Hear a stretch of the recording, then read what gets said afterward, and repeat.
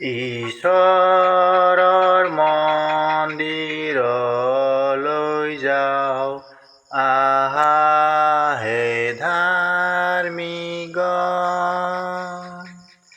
তাত সোমাই প্ৰভুৰ গুণ জগাওঁ, শৈশৱে একে মন।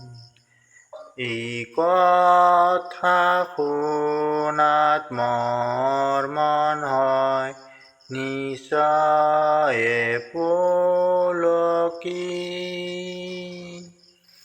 কিয়নো সদায় সেই ঠাইত মই পাওঁ প্ৰভুৰ প্ৰেম অমৃত। তাত সোমাই ধৰ্মীসকল আনন্দে একেচিত, প্ৰাৰ্থনা স্তুতিৰ ফল উৎসৰ্গে পৰম গীত।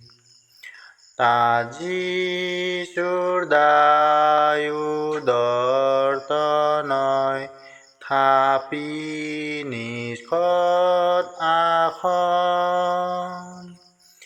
তেওঁ সদায় সুবিচাৰ কৰে আপোনাৰ সাধুগণ। এই হেতু তালৈ ধাৰ্মিক লোক আনন্দে গৈ গোট খায়।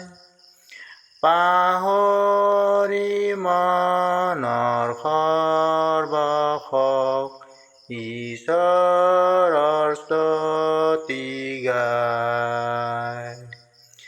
চিয়নৰ মংগল চিন্তাজন সদাকাল কুশল হওক। ঈশ্বৰৰ পৰাও ঘনে ঘন আশীৰ্বাদ দয়া পাওঁ।